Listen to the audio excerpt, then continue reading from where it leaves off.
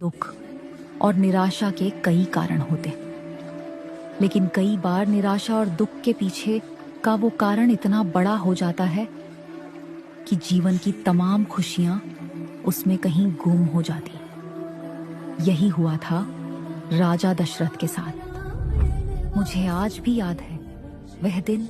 दशरथ मेरे तट पर आकर चुपचाप बैठ गए थे। उनकी आंखों में एक अजीब सा शून्य था।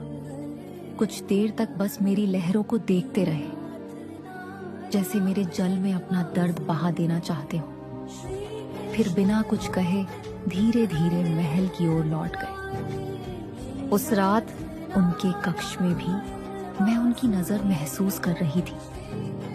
वो खिड़की से बाहर मेरे किनारे की ओर देख रहे थे, जैसे किसी उत्तर की तलाश में हो। तभी कक्ष के द्वार पर रानी कौशल्या आईं। उनकी आंखों में चिंता साफ झलक रही थी। महाराज, आप इस तरह विलाप न कीजिए।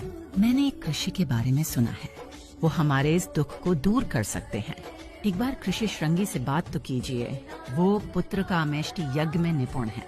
वे हमें संतान का सुख देने में असफल नहीं होंगे। दशरथ के चेहरे पर एक किरण सी चमकी।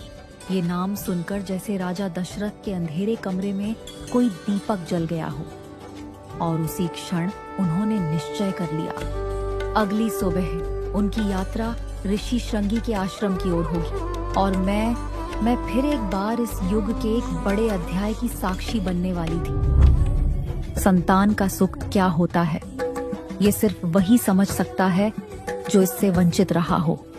ऐसे लोग संतान पाने के लिए हर संघर्ष, हर त्याग करने को तैयार हो जाते हैं, जैसे कि राजा दशरथ। मैं पहले ही बता चुकी हूँ कि कैसे ऋषि श्रृंगी का नाम सुनते ही दशरथ अपनी तीनों रानियों के साथ तुरंत निकल पड़े।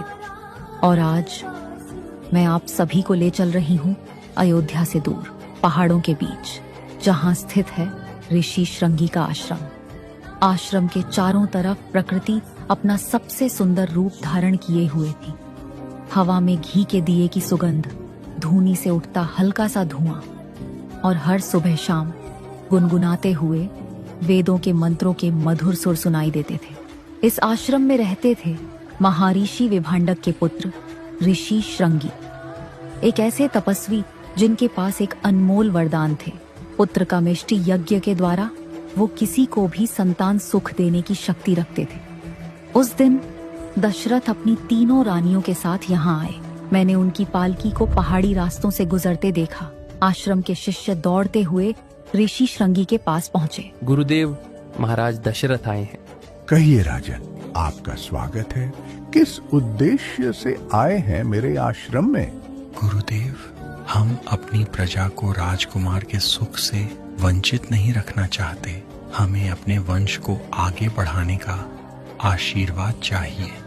राजन, मैं एक ऐसा यज्ञ जानता हूँ जो आपके सपने को सच करेगा। पुत्र का मेष्टि यज्ञ एक ऐसा यज्ञ जो संतान सुख के लिए किया जाता है। ये सिर्फ एक क्रिया नहीं, बल्कि श्रद्धा, तपस्या और विश्वास का संगम है। उस सुबह आश्रम के बीच में एक विशाल यज्ञ वेदी बनाई गई थी, जिसके चारों तरफ कुश के आसन, समिधा के गठ और हवन के द्रव्य सजाए गए थे। ऋषि श्रृंगी अपने शिष्यों के साथ मंत्रों का उच्चारण कर रहे थे। हवा में कपूर, चंदन और सामग्री की सुगंध घुल चुकी थी।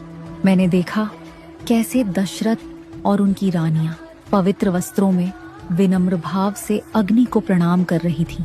राजन, ये यज्ञ 12 दिन चलेगा। हर दिन अग्नि में समिधा और आहुतियां दी जाएंगी।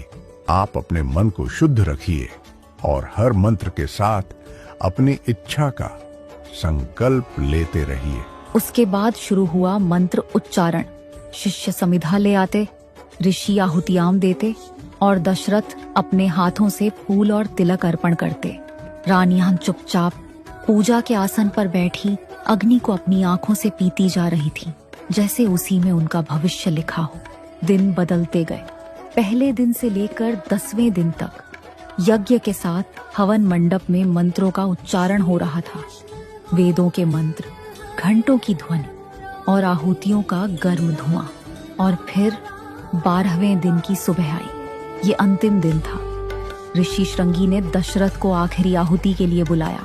मेहनत का फल सदैव मीठा होता है और राजा दशरथ के जीवन का सबसे बड़ा सपना अब पूरा होने वाला था। जितनी श्रद्धा से वो ऋषि श्रृंगी के आश्रम तक पहुंचे थे, जितनी तपस्या से उन्होंने इतने दिनों तक पुत्रकामेष्टि यज्ञ का पालन किया था, ये सब देवताओं ने भी देखा था। और अंत में उनकी तपस्या रंग लाई।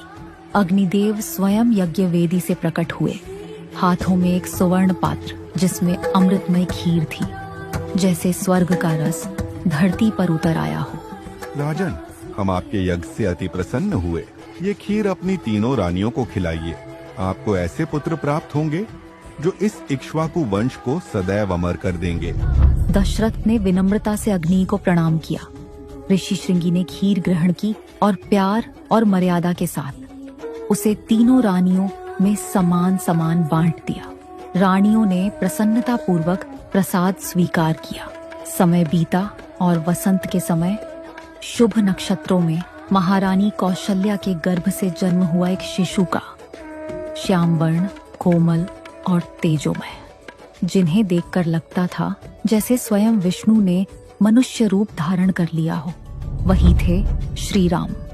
इसके बाद शुभ घड़ियों में महारानी कैकेयी से भरत और सुमित्रा से लक्ष्मण और शत्रुघ्न का जन्म हुआ। चारों पुत्रों का रूप और तेज ऐसा था कि पूरी अयोध्या नगरी उन्हें देखने के लिए उमड़ पड़ी। मंदिरों में घंटियां बज रही थीं, शंख गूंज रहे और हर गली, हर चौक फूलों से सजे थे। देवताओं ने आकाश से पुष्प बरसाए और अयोध्या में सुवर्ण युग का आरंभ हुआ।